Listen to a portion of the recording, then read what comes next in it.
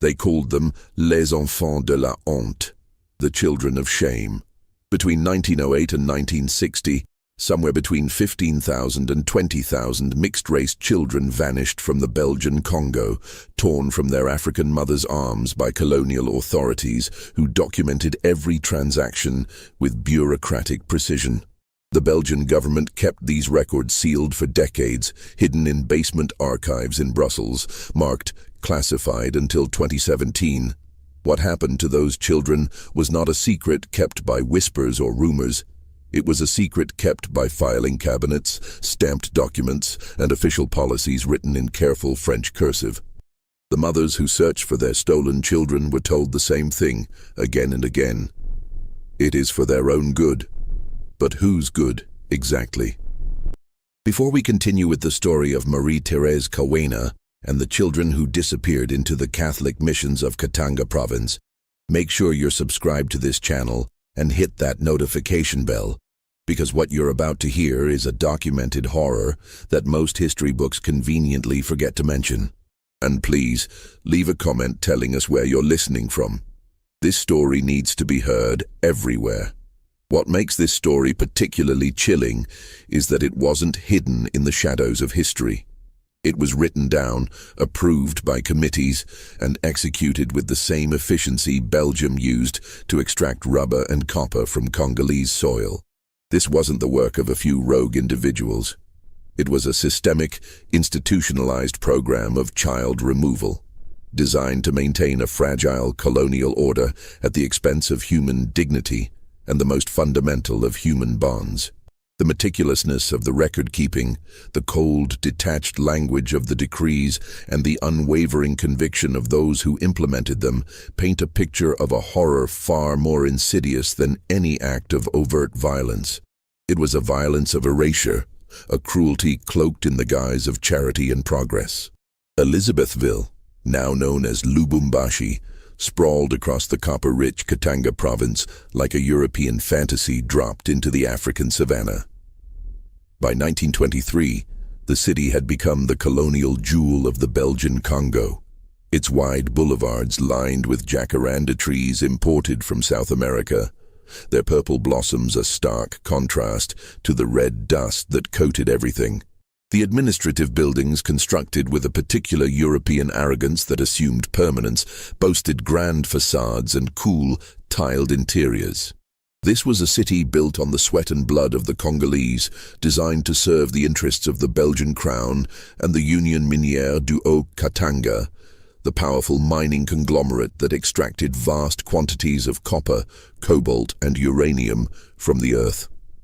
The city was divided with surgical precision, a physical manifestation of the racial hierarchy that governed every aspect of life. The European Quarter, with its manicured gardens, tennis courts, and social clubs, occupied the elevated ground where the breeze was coolest and the air was less thick with the dust from the mines. Here, Belgian families lived lives of relative luxury, attended by a retinue of African servants. Below them, sprawling across the lowlands where the air hung thick and still during the dry season, was the Cité Indigène, the native quarter, a labyrinth of unpaved streets, crowded mud brick houses and rudimentary markets. It was a world apart, separated by invisible but impenetrable barriers of race and power. The colonial administration employed a peculiar and rigid hierarchy. At the apex sat the Belgian administrators, often young men sent from Brussels on 3-year contracts that promised adventure, wealth, and a chance to make their mark in the civilizing mission. Below them worked the agents territoriaux, lower-level officials who managed the day-to-day brutality of colonial rule, enforcing labor quotas, collecting taxes, and maintaining order with an iron fist. And scattered throughout this system were the évalués, Congolese men who had received mission education, spoke French, wore European clothes, and occupied that dangerous middle ground between two worlds that would never fully accept them. They were educated enough to be useful, but never quite European enough to be equal.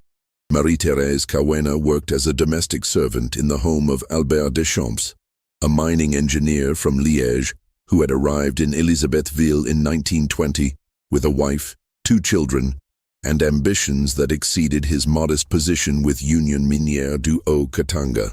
She was 19 years old, daughter of a Luba chief who had sent her to the Catholic mission school.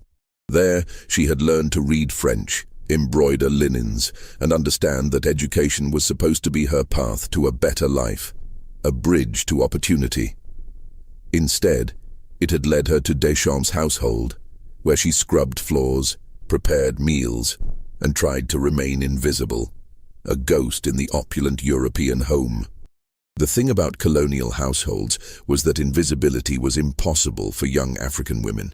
They existed in a strange quantum state, simultaneously beneath notice and under constant scrutiny, their bodies considered both inferior and available, their humanity acknowledged just enough to make them useful, but never enough to grant them protection. Marie-Thérèse moved through the Deschamps home with a quiet dignity, her eyes downcast, her movements precise. She understood the unspoken rules: never meet a European's gaze directly, speak only when spoken to, anticipate every need. Yet, beneath her composed exterior, a quiet resentment simmered. She had been taught to aspire, to believe in the promise of education, only to find herself trapped in a different kind of servitude. Albert Deschamps was a man of average height and unremarkable features, but with an air of self-importance that seemed to inflate with every year he spent in the Congo. He saw his African staff not as individuals, but as extensions of his household, tools to ensure his comfort. His interactions with Marie-Thérèse were brief, transactional, and often accompanied by a dismissive wave of his hand. His wife, Marguerite, was a woman of sharp angles and sharper opinions, meticulously maintaining the illusion of European civility in the heart of Africa. She presided over her household with an air of perpetual dissatisfaction, constantly finding fault, constantly reminding her servants of their perceived shortcomings. She was particularly vigilant about maintaining the racial boundaries, a silent guardian of the colonial order within her own home. By March of 1924, Marie-Thérèse was pregnant. The subtle changes in her body, the morning sickness she tried desperately to conceal, did not escape Marguerite's notice.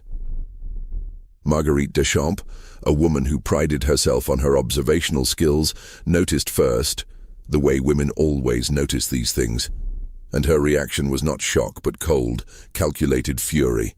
Not fury at her husband, of course. That would have required acknowledging what everyone in the European quarter already knew but never discussed: that Belgian men routinely impregnated their African servants, and that these pregnancies represented not a moral failing, but a logistical problem. To acknowledge Albert's culpability would be to disrupt the carefully constructed facade of European moral superiority. It was easier and far more convenient to blame the African woman, to frame her as the temptress, the instigator, the source of the problem. The problem, as the colonial administration saw it, was the children. Mixed-race children, Métis, as they were officially classified, disrupted the colonial order. They were living evidence of intimacy across the color line, proof that the racial hierarchies Belgium had constructed were permeable, vulnerable, ultimately artificial. Their very existence challenged the notion of a clear, unbreachable divide between colonizer and colonized.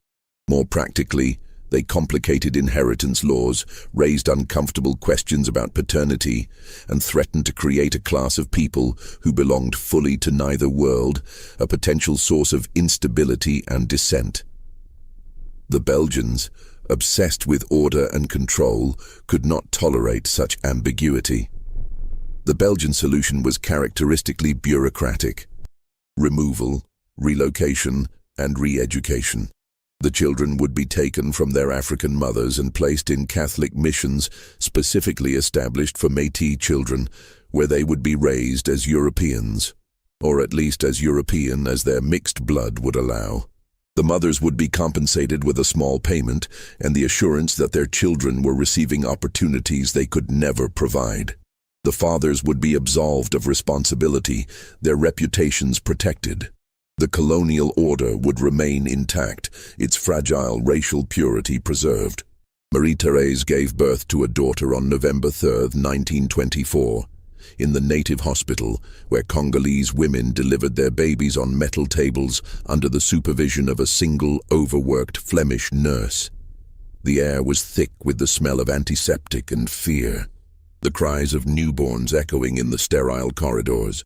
She named her daughter Celeste after the mission school teacher who had been kind to her, a woman who had once offered a glimmer of hope. For 3 months, she kept the baby hidden in the servants' quarters behind the Deschamps house, a small, cramped room with a single window overlooking the dusty backyard. She nursed her in the dark hours before dawn, her heart a constant drum of anxiety, singing Luba lullabies in whispers, trying to imprint every detail of her daughter's tiny face onto her memory. But you cannot hide a baby forever, especially not in a colonial city where every African's movements were monitored, documented, and controlled. The network of informants, the casual surveillance by European employers, the constant pressure to conform to colonial expectations, all conspired against Marie-Thérèse. The whispers began, the subtle glances, the questions from other servants. It was only a matter of time before the problem of Celeste would be officially addressed. The men came on a Tuesday morning in February 1925, when the jacaranda trees were blooming, their purple petals littering the red earth, and the air smelled like copper dust from the distant mines. The sun was already high, beating down with an oppressive intensity that promised a long, hot day. There were 3 of them: Father Gustave Leclerc from the Mission de Saint-Joseph, a territorial agent named Pieter Vandenberg, and a Congolese policeman whose name Marie-Thérèse never learned, but whose face she would remember for the rest of her life. Young, perhaps 25, his expression carefully neutral as he stood behind the 2 white men, a silent, imposing shadow. They had papers. Father Leclerc, a gaunt man with thin lips and eyes that seemed to hold a perpetual judgment, held them carefully, as if the documents themselves were sacred objects imbued with divine authority. He explained in slow, deliberate French, his voice devoid of warmth, that Celeste had been classified as a Métis child under Colonial Decree 1523 of 1920. This decree, he recited, granted the state authority to remove mixed-race children from their mother's custody if the father was European and the mother was deemed incapable of providing appropriate upbringing. The words were a torrent of bureaucratic euphemisms, a legalistic shield for an act of profound cruelty.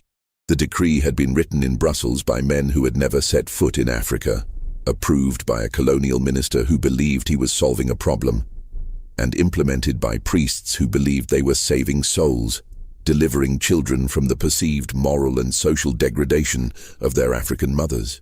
Marie-Thérèse understood perhaps half of what Father Leclerc said. Her mission school French was adequate for household instructions and market transactions, but not for legal terminology and the convoluted justifications of colonial policy. What she understood completely, however, was the gesture Vandenberg made toward the baby in her arms. Pieter Vandenberg, a man whose uniform was always impeccably pressed, whose movements were always precise, extended a hand, a silent command. His eyes, cold and blue, held no empathy, only the detached efficiency of a man performing a duty. She ran. Not far. There was nowhere to run in a colonial city where every street led back to European authority. Every path was monitored. Every corner held the potential for surveillance. But she ran far enough to make them chase her through the servants' quarters, past the outdoor kitchen where the cook, a woman named Adissa, was preparing breakfast, her eyes wide with silent horror. Marie-Thérèse burst into the narrow alley behind the property where laundry hung on lines, flapping like distressed flags in the hot breeze, and chickens scattered at her approach, squawking in protest. She made it perhaps 50 meters, her bare feet pounding the dusty ground, Celeste clutched tightly to her chest before the Congolese policeman caught her. His hands were surprisingly gentle as he gripped her arms, his voice low and urgent in Swahili, a language the white men did not understand. "Don't make this worse. They will take her anyway." Don't make them hurt you too. His eyes, though neutral, held a flicker of something Marie-Thérèse recognized: resignation, a shared understanding of powerlessness. The sound Marie-Thérèse made when they pulled Celeste from her arms was not quite a scream. It was something deeper, more primal, a sound that came from a place beyond language, a tearing of the soul. The cook, Adisa, would later tell other servants that she had never heard anything like it, that it sounded like something breaking that could never be repaired, a sound that would haunt her dreams for years. Father Leclerc held the baby awkwardly, his arms stiff, unused to infants, while Vandenberg produced another document, a receipt essentially, acknowledging that one Métis female child, approximately 3 months old, had been transferred from the custody of Marie-Thérèse Cawena to the Mission de Saint-Joseph for proper Christian upbringing. He offered her a pen to sign. When she refused, her hands trembling too violently to hold it, he signed it himself, marking her signature line with an X, as if her illiteracy was assumed, her consent irrelevant, her very existence a mere formality in their bureaucratic process. They paid her 200 francs. Vandenberg counted the bills carefully, his fingers precise, placed them in her hand, and closed her fingers around them with a gesture that might have been meant as kindness, or perhaps just a final dismissive act. The money represented approximately 2 months of her wages as a domestic servant. The colonial administration had calculated the value of a mother's child with the same cold precision they used to calculate the value of extracted copper ore. It was a transaction, a purchase, a final insult. The entire transaction took less than 15 minutes. By the time Marguerite Deschamps emerged from the main house to see what the commotion was about, drawn by the unusual noise, the men were already walking back toward their vehicle. A black Ford truck with Administration Territoriale painted on the side, its engine idling impatiently. Marie-Thérèse was on her knees in the red dust, the 200 francs scattered around her like fallen jacaranda petals, making that terrible sound that was not quite crying and not quite screaming but something worse than either, a sound of utter desolation. What Marguerite Deschamps did next would be remembered by the household staff for years afterward, a chilling testament to the casual cruelty of the colonial system. She walked past Marie-Thérèse without a word, her face a mask of indifference, went back into the house and rang the bell for morning tea, as if nothing unusual had occurred. As if the removal of an African woman's child was so ordinary, so expected, so utterly unremarkable, that it did not even merit acknowledgement. And in a sense, she was right. This was not unusual, this was policy. This was the quiet, bureaucratic horror of the Belgian Congo. The Mission de Saint-Joseph sat 15 kilometers outside Elizabethville, a cluster of whitewashed buildings baking under the relentless Katangan sun. It was accessible only by a rutted dirt road that became an impassable quagmire during the rainy season, effectively isolating it from the city. The mission had been established in 1922, specifically to house Métis children, funded by a combination of colonial government subsidies and donations from Belgian Catholic organizations that believed they were supporting civilizing work in darkest Africa. By 1925, it housed 43 children, ranging in age from infants to 12-year-olds, all of them light-skinned enough to mark them as mixed race, all of them separated from their mothers under the authority of Colonial Decree 1523. The children were given new names. Celeste Cawena became Celeste Deschamps. The fathers' surnames were used, whether the fathers acknowledged paternity or not, a perverse form of recognition. Her birth records were amended to list her place of birth as the mission itself, as if she had materialized there spontaneously, without a mother, without a history, without a past that connected her to the Congolese world her mother inhabited. It was a systematic erasure, a bureaucratic act of cultural genocide. Father Leclerc ran the mission with the rigid discipline of a man who believed that African blood was a contamination that could be diluted through education, prayer, and strict adherence to European customs. He saw himself as a shepherd, guiding lost lambs to salvation, purifying them of their primitive heritage. The children spoke only French. Congolese languages were forbidden, punished with hours of kneeling on dried corn kernels in the chapel, a painful reminder of their savage tongues. They ate with forks and knives, wore shoes even in the brutal heat, learned Belgian history and Catholic catechism, and were taught that their mothers had given them up willingly, out of love, because they wanted their children to have better lives, to escape the poverty and ignorance of their native villages. It was a narrative carefully constructed to sever the most fundamental of human bonds. Some of the older children remembered their mothers. They whispered about them at night in the dormitories, sharing fragmented memories of lullabies and smells, and the feeling of being held. These memories, precious and fragile, were often accompanied by guilt, for they were taught that to remember their African past was to betray the mission's efforts to civilize them. But the younger ones, the ones taken as infants like Celeste, grew up believing the mission was their only home, the priests and nuns their only family, Belgium a distant motherland they had never seen but were taught to revere as the source of all good. Their identities were forged in a vacuum, disconnected from their true origins. Marie-Thérèse tried to visit. The first time, she walked the 15 kilometers in the early morning, her feet already aching, arriving at the mission gates as the sun was climbing toward its zenith, casting long, distorted shadows. A Flemish nun named Sister Margaretha, a stern woman with a perpetually disapproving expression, met her at the entrance. The mission was surrounded by a high wall, topped with broken glass, ostensibly to keep wild animals out, but functionally to keep the children in and unauthorized visitors away. Sister Margaretha explained, in the patient, condescending tone one uses with children or the simple-minded, that visits from biological mothers were not permitted. The children were adjusting to their new lives. Contact with their past would only confuse them, make the transition more difficult. It was better this way, cleaner, more efficient. Marie-Thérèse came back the next week and the week after that. Each time she was turned away, the same polite but firm refusal, the same cold logic. On her fourth visit, Father Leclerc himself came to the gate. He was less patient than Sister Margaretha, his French clipped and cold, his eyes narrowed with irritation. He informed her that if she continued to disturb the mission, he would report her to the territorial administration for harassment. There were laws about this sort of thing. She could be arrested, fined, possibly imprisoned. Did she understand? She understood. She understood the threat, the power imbalance, the futility of her pleas.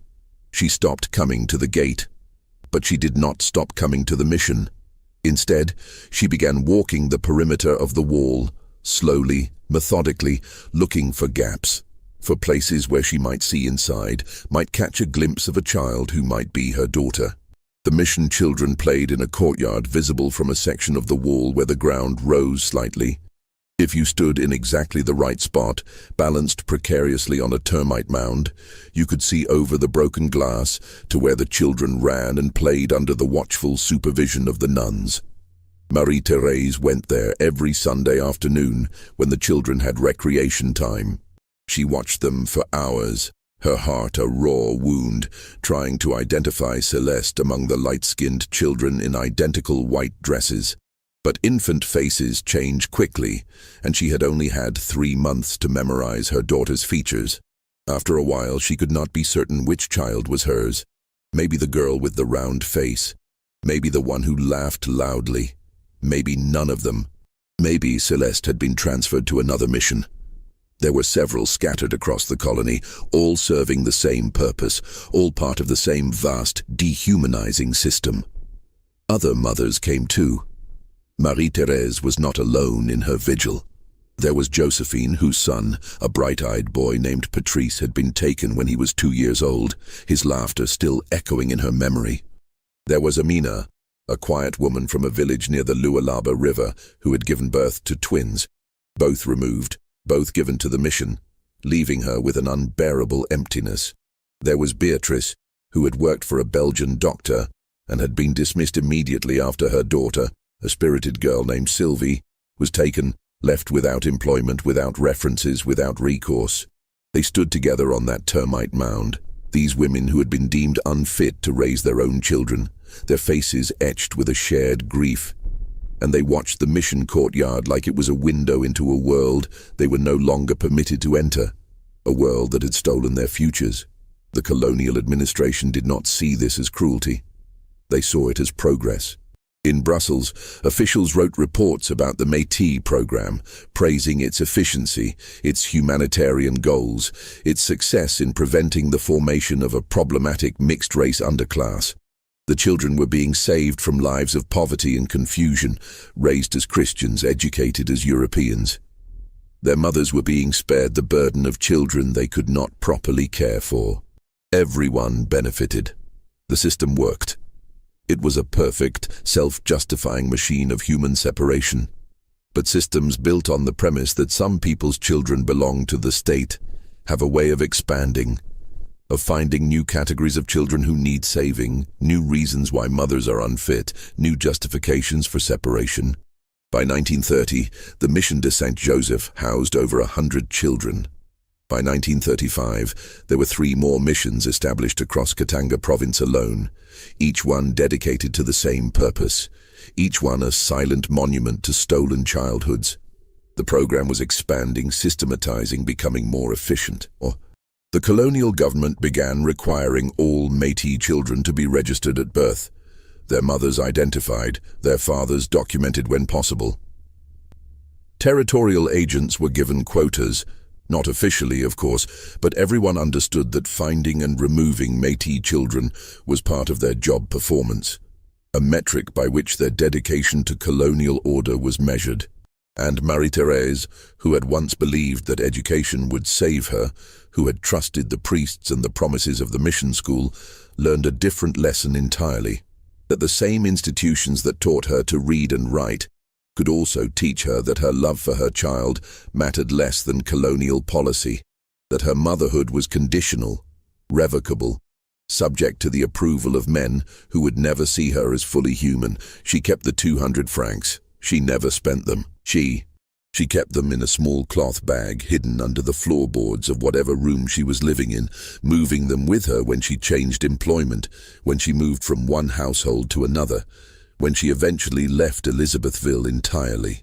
The bills grew soft with age, the ink fading, but she kept them anyway, as evidence, as proof, as a reminder of the price the Belgian government had placed on her daughter, a constant, tangible ache in her heart. If this story is giving you chills, share this video with a friend who loves dark mysteries, hit that like button to support our content, and don't forget to subscribe to never miss stories like this.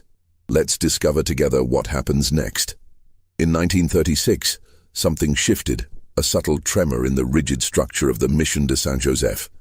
Father Leclerc, whose stern countenance had become synonymous with the mission's unyielding discipline, was replaced by a younger priest, Father Antoine Dubois. Dubois had arrived from Belgium with different ideas about the Métis program, a quiet unease stirring within him about the moral implications of their work. He had studied theology at Leuven, a university known for its progressive intellectual currents, and had written his dissertation on the moral obligations of colonial powers toward indigenous populations, a topic that had earned him both praise from progressive Catholic intellectuals and suspicion from the colonial administration, which did not particularly want priests who asked uncomfortable questions about the morality of their policies. Dubois was meticulous, but his meticulousness served a different purpose than Leclerc's. He began keeping different records. In addition to the official documentation required by the colonial government, names, ages, dates of admission, fathers' identities when known, he started a private ledger, a small leather-bound book he kept hidden in his desk. In this ledger, he recorded the children's stories, their fragmented memories, their unspoken fears. He interviewed the older children, the ones who remembered their mothers, and he wrote down what they told him, often in hushed tones, their eyes darting nervously. He noted which children cried at night, which ones asked about their families, which ones had stopped asking because they had learned that questions about their mothers were discouraged, redirected, or punished with extra prayers and additional chores. He saw the psychological toll of this enforced amnesia, the quiet desperation beneath the surface of their carefully constructed European identities. He also began documenting something else, something far more disturbing. The children were disappearing. Not all of them, and not obviously, but gradually, systematically, certain children were being transferred away from the mission with minimal documentation and no explanation. The official records would note, transferred to Belgium for continued education, or placed with approved family, or simply relocated. But when Dubois tried to follow up, to find out where these children had gone, he encountered bureaucratic walls, a polite but firm refusal to provide details. The colonial administration told him it was not his concern. The children were being given opportunities. He should be grateful that Belgian families were willing to take them in, to offer them a better life. But Dubois was not grateful. He was suspicious, because the children who disappeared were always the lightest-skinned ones, the ones who could most easily pass as European, the ones whose African heritage was least visible. And the families they were supposedly placed with never visited, never wrote, never sent photographs or updates. The children simply vanished into Belgium, into a country most of them had never seen, to live with families whose names Dubois was not permitted to know. It was as if they had ceased to exist, their past erased, their future a blank slate dictated by colonial policy. He started writing letters to the colonial ministry in Brussels, to Catholic organizations in Belgium, to other priests running similar missions across the Congo. He asked questions, carefully phrased but insistent. Where were the children going? Who were these families? What happened to the children after they arrived in Belgium? Were they adopted legally? Were they being treated well? Did they maintain any connection to their Congolese heritage, to their mothers, to their identities? Most of his letters went unanswered. The few responses he received were vague, bureaucratic, designed to provide information without actually revealing anything. One letter from a colonial official in Brussels was more direct, a thinly veiled warning. Father Dubois, your concern for these children is admirable, but you must understand that the Métis program serves a larger purpose. These children are being given opportunities their mothers could never provide. Your role is to prepare them for European life, not to question the wisdom of the policies that govern their futures. I trust you will focus on your duties and leave administrative matters to those qualified to handle them. The letter was dated April 12, 1937, and it was signed by Henri Jaspar, Director of Native Affairs for the Belgian Congo. Dubois kept it in his private ledger, along with all the other documentation he was accumulating, a growing archive of evidence that something deeply wrong was happening, even if he could not yet articulate exactly what it was, or the full extent of its horror. Meanwhile, Marie-Thérèse had not given up. She had left the Deschamps household in 1926, unable to continue working in the place where her daughter had been taken, the memories too painful, too raw. She found employment with other European families, moving through a series of positions, always dismissed after a few months or a year when her employers grew tired of her silence, her sadness, her inability to perform cheerfulness. Her grief was an inconvenient truth in their carefully constructed world. By 1937, she was working for a Belgian accountant named Louis Vermeer, a widower with no children who needed someone to manage his household and did not particularly care about her emotional state as long as his meals were prepared and his clothes were clean. Vermeer was different from the other Belgians Marie-Thérèse had worked for. He was older, perhaps 60, his face lined with years spent under the African sun, and he had lived in the Congo for over 20 years. He spoke Swahili fluently, treated his Congolese employees with a brusque respect that was unusual among Europeans, and kept to himself, spending his evenings reading or working on the accounting ledgers he brought home from the mining company where he worked.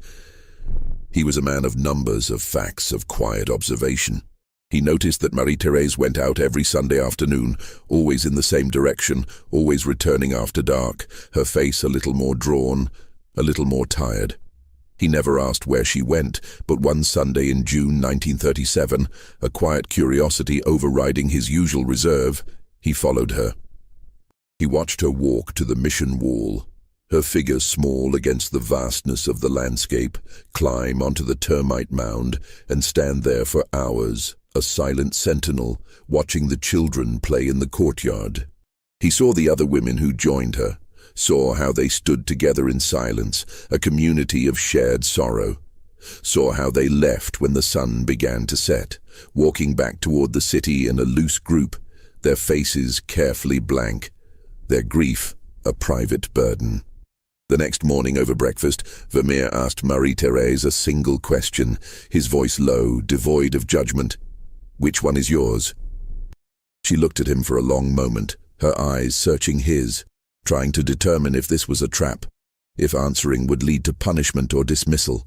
12 years of colonial employment had taught her caution, taught her that European kindness usually came with conditions, with expectations, with prices that were not named up front.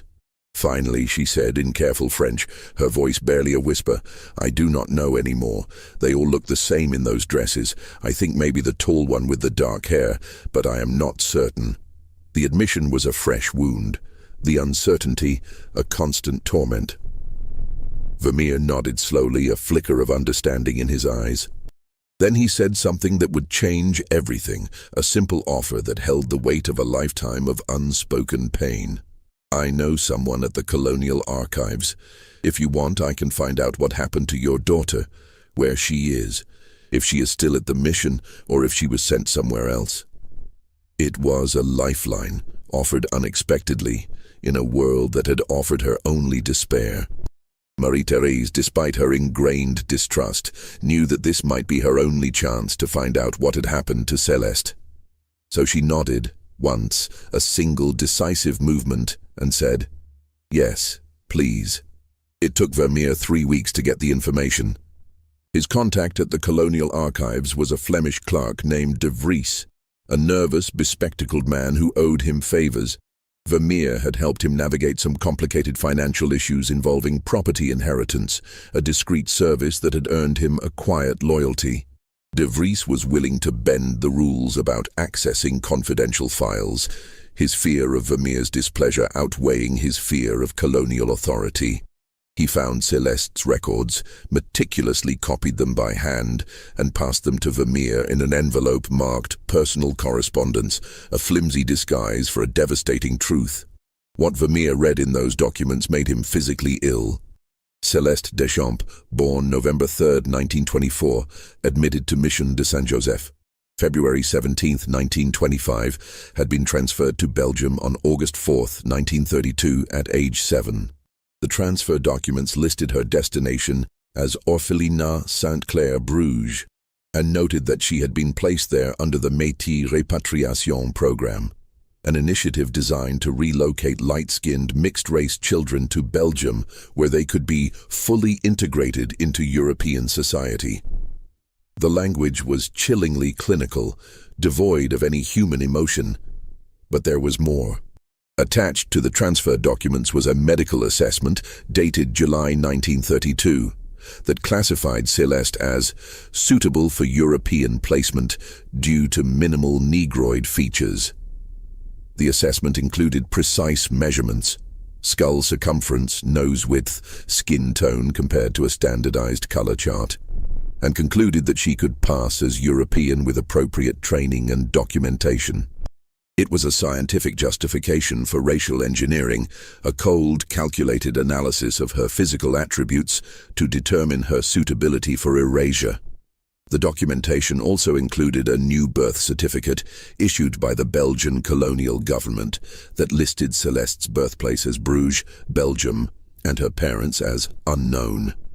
Her entire Congolese identity had been erased, replaced with a fiction that would allow her to live in Belgium without the stigma of African heritage. She had been, in the chilling language of the documents, whitened. Her past had been meticulously scrubbed away, her origins rewritten, her very existence redefined by the stroke of a pen.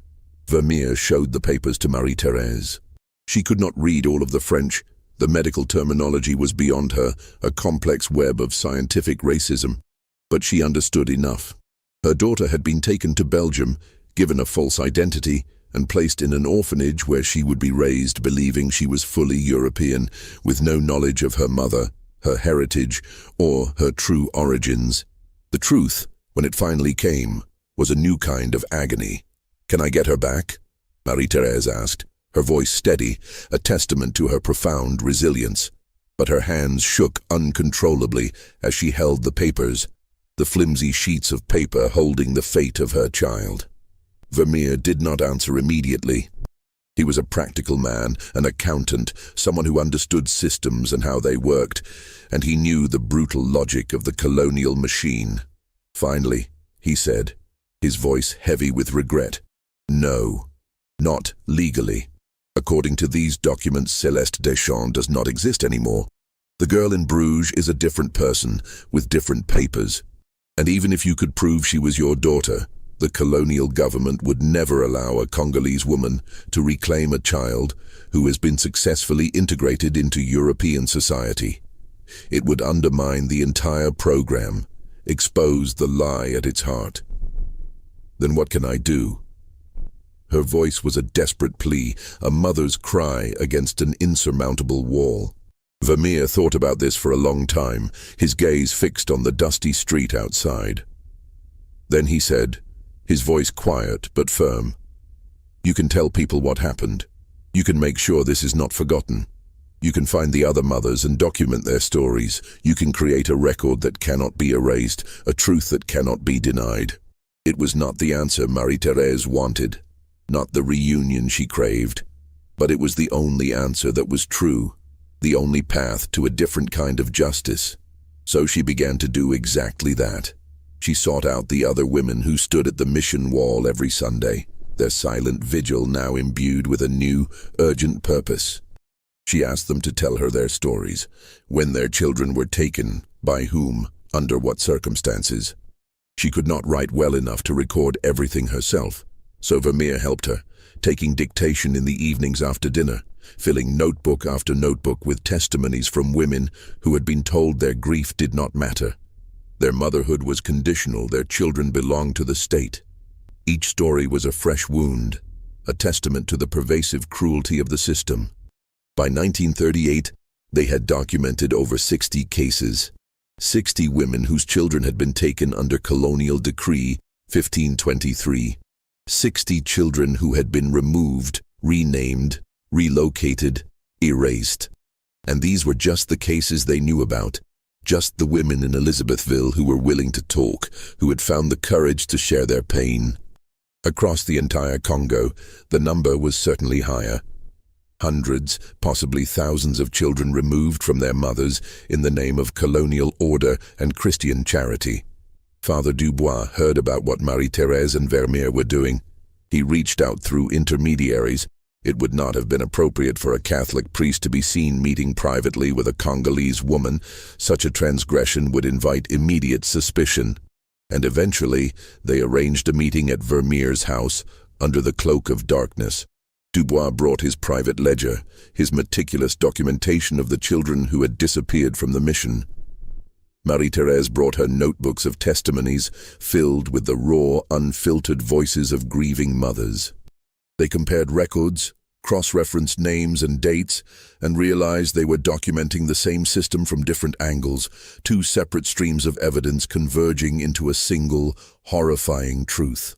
"This is not just happening at my mission," Dubois said, his voice tight with a mixture of anger and despair. "This is policy. This is organized. This is happening across the entire colony. And it has been happening for years. It is a deliberate act of the state. Can you stop it?" Marie-Thérèse asked, her eyes fixed on his, a desperate hope flickering within her. Dubois looked at her with an expression that was equal parts shame and helplessness. "I am one priest. The colonial government does not answer to me. The church hierarchy supports the Métis program. They see it as missionary work, as saving souls, as a noble endeavor. If I speak out too loudly, I will be removed and replaced with someone who will not ask questions, someone who will simply follow orders. Then what good are you? The words came out harsher than Marie-Thérèse intended, a raw accusation, but she did not take them back. It was a question that echoed in the silent room, a challenge to his moral authority. Dubois did not have an answer. What good was he? What good was any of them, trapped in a system designed to separate mothers from children, to erase identities, to serve a colonial order that valued racial purity over human bonds, bureaucratic efficiency over human suffering? But Vermeer, the practical accountant, had an idea, a cold, calculated strategy. We document everything, every case we can find, every child removed, every mother who lost a child. We create a record so complete, so detailed, that it cannot be ignored or denied. And we send copies to Belgium, to newspapers, to Catholic organizations, to politicians who might care. We make this public. We force them to confront their own policies. It was a dangerous plan. Criticizing colonial policy could result in arrest, deportation, or worse. The colonial administration did not tolerate dissent, especially from Europeans who dared to side with the colonized. But it was also the only plan they had, the only weapon they possessed against the vast, impersonal machinery of the state. So they continued their work, quietly, carefully, accumulating evidence of a program that was legal, documented, approved by the highest levels of Belgian colonial administration, and profoundly, irredeemably cruel. The notebooks grew thicker, the testimonies more numerous, each page a testament to a stolen life, a broken heart. Just when we thought we'd seen it all, the horror in Katanga province intensifies. If this story is giving you chills, share this video with a friend who loves dark mysteries, hit that like button to support our content, and don't forget to subscribe to never miss stories like this. Let's discover together what happens next. In March 1939, as the shadows of war began to lengthen across Europe, Vermeer sent a package to Brussels. It was a thick, heavy parcel, containing copies of all the documentation they had gathered. Marie-Thérèse's meticulously recorded testimonies, Father Dubois' private ledger with its chilling accounts of disappearing children, official transfer records, medical assessments detailing the whitening process, everything. He sent it to a journalist named Paul-Henri Spaak, who worked for Le Soir, a major Belgian newspaper, and who had a reputation for investigating colonial abuses, albeit cautiously. The package included a cover letter, carefully worded by Vermeer, explaining the Métis program, the scale of child removals, and the systematic erasure of Congolese identities, presenting it as a matter of grave public interest and moral concern. Spaak received the package in April. He was a seasoned journalist, accustomed to the complexities and sensitivities of colonial affairs, but even he was taken aback by the sheer volume and chilling detail of the documentation. He read through the reports, verified what he could through his own discreet sources within the colonial administration, and began writing an exposé, a damning indictment of a policy cloaked in benevolence. But before he could publish, before the truth could reach the Belgian public, he received a visit from two impeccably dressed men who identified themselves as representatives of the Ministry of Colonies. They were polite but firm, their voices low and measured, their message unmistakable. Publishing the story, they explained, would be unwise. It would damage Belgium's international reputation, already fragile in the face of growing anti-colonial sentiment. It would undermine colonial authority, potentially inciting unrest in the Congo at a time when global stability was paramount. Surely Monsieur Spaak, a man of such intelligence and patriotism, understood the delicate nature of colonial governance. Surely he could see that this was not a story that served the public interest, but rather threatened the very fabric of the Belgian Empire. Spaak was a good journalist, committed to truth, but he was also a pragmatic one, acutely aware of the power wielded by the state. He did not publish the story. Instead, he filed the documentation away, marking it sensitive material, hold for future consideration. The exposé, the culmination of so much pain and so much effort, would remain unpublished for another 78 years, gathering dust in a forgotten archive, a testament to the power of official suppression. In Elizabethville, the consequences were more immediate and devastating. In June 1939, Father Dubois was abruptly transferred to a remote mission in Equateur province, over 1,000 kilometers away, deep in the dense rainforest, where he would spend the rest of his career ministering to a small village with no Métis children and no access to colonial archives. It was a clear message, a punishment for his inconvenient curiosity. His private ledger, the meticulous record of stolen lives, disappeared during the transfer. Confiscated, he assumed, though no one ever officially acknowledged taking it, its contents absorbed into the vast, silent machinery of the state. Vermeer was not arrested, but his contract with the mining company was not renewed. He was given 3 months to settle his affairs and return to Belgium, his usefulness to the colonial project having expired. He offered to take Marie-Thérèse with him, to help her search for Céleste in Bruges, a desperate last-ditch effort, but they both knew it was impossible. A Congolese woman traveling to Belgium with a white man would raise questions neither of them could answer, questions that would expose them to suspicion and danger. And even if she made it to Bruges, even if she found the orphanage, what then? Céleste would be 14 years old, raised as a European with no memory of her mother, no knowledge of her Congolese heritage. Would Marie-Thérèse introduce herself? Would she try to reclaim a daughter who had been taught that her African blood was something to be hidden, overcome, erased? The thought was a fresh agony, a realization that even if she found her, Céleste might be lost to her forever. In August 1939, Louis Vermeer left the Congo. He gave Marie-Thérèse all the documentation they had gathered, the notebooks filled with testimonies, the copies of official records, along with enough money to live on for several months. He promised to continue searching for information about Céleste from Belgium, to send word if he learned anything. He kept that promise, writing letters to Marie-Thérèse for the next 3 years. His neat, precise handwriting, a small comfort in her desolate world, until the war made communication impossible and his letters stopped coming. Marie-Thérèse never saw him again. She never learned what happened to him, whether he survived the war, whether he continued his search, whether he ever thought about the Congolese woman who had trusted him with her story.